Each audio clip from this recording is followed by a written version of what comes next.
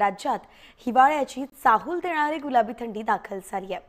अनेक शहरांमध्ये रात्रीच्या तापमानात लक्षणीय घट नोंदवली जाते।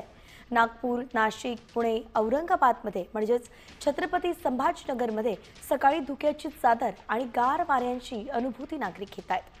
हवामान विभागाने पुढील 2 ते 3 दिवस तापमान आणखी खाली जाण्याची शक्यता व्यक्त केली आहे।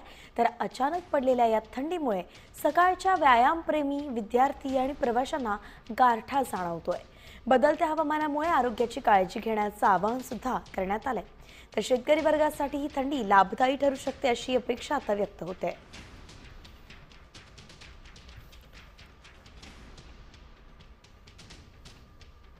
एकंदरीतच आपण पाहिलं तर गुलाबी थंडी दाखल झालेली आहे। हिवाळ्याचे दिवस आता येत आहेत अशी चाहूल लागलेली आहे आणि राज्यातल्या अनेक जिल्ह्यांमध्ये आता या थंडीचा परिणाम जाणवू लागलाय।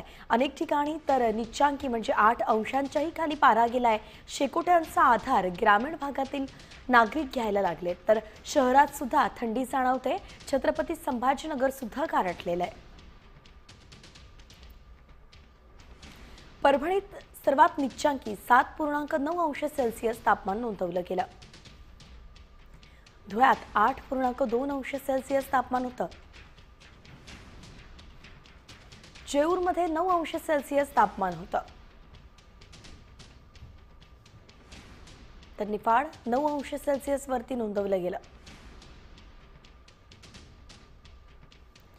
जळगावात 9.5 अंश सेल्सिअस तापमान राहिलं।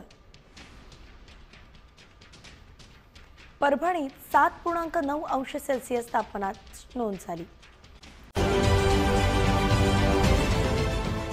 देश विदेशातील प्रत्येक घडामोडींचे लाईव्ह अपडेट मिळवण्यासाठी आता साम टीव्हीच्या सर्व सोशल मीडिया प्लॅटफॉर्मला लाईक, फॉलो आणि सबस्क्राइब करा।